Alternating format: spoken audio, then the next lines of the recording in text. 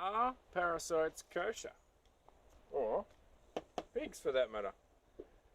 So I had a download in the last few days that why were pigs not good in kosher, not kosher? Well, let's have a look at the meaning of the word. I like to go to the etymology and get it straight from the source. It means kasher, which means suitable or pure. So pigs are not kosher. Anything pork, anything pig, not suitable, not pure. Easy. The reasons for that are many. That you have so many parasites and I mean there's a list here. Threadworm, red stomach worm, roundworm, whipworm, Metastrongus, kidney worm and tapeworm. And of course, so many, they're easily transferred from pig to human because let's look at the example of we're able to transfer and transplant pig organs into us relatively easy because they have a similar bacterial and similar DNA and similar blood. So that means that if we're taking on a Christmas ham, for instance, which is obviously the rump or the legs and urinary tract of the pig, then those diseases and those threadworms go straight into that area of us, creating a lot of fear and essentially cutting off a lot of oxygenated blood or energy from sacral and base chakra. So, and parasites, another word is devil or diablo, which create those mental patterns controlling the mind. And that led me to, oh, by the way, you can have a look at so much resources, so much information online.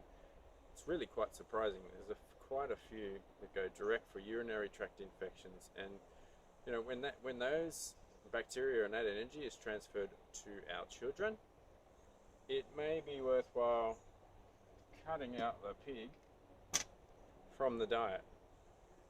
And when you look through history, the difference between what they used to call Jews and Gentiles, Gentiles being the people who were unawakened or unconscious, as we may call it now, because they ate any food that they felt like it, mainly because their diet and their choices were defined by the parasites and the toxins that were controlling the mind, telling them to eat those foods.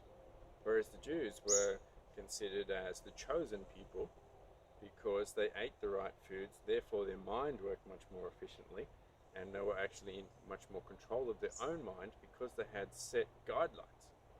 And when you feel free to have a look at kosher rules and guidelines yourself, and you'll find that they are essentially good nutrition, clean food, and good food combining guidelines. It's quite remarkable. It's ancient knowledge that we can use for modern wisdom and really combine that into our diet and spiritual practices. And I just thought it's been stirring around in the mind, and I thought I'd bring it up. It's like, obviously Moses, when he took the Jewish people or the Israelites into the desert from the slavery times in Egypt, across the Red Sea, and he took them for 40 years, and what did he do? He created a mystery school. He taught them food combining rules, set up the kosher dietary guidelines, told them the mystery school teachings and how the universe worked, because he was part of mystery school by growing up through the royalty in Egyptian family. And now that they're the chosen people who are essentially ruling the world. Would that be having something to do with eating the right foods that are suitable and pure for the body, and then possibly giving the pigs and all the other yucky food to just any Gentiles or any unconscious person? In fact, most, say, Anglo-Western countries who just eat anything and are generally disconnected, especially at the urinary tract, from their spirit and their sexual energy. Is that a form of biochemical and biological mind control? That's certainly the effect. cause? That's up for debate, but hey, why not just get rid of the pigs?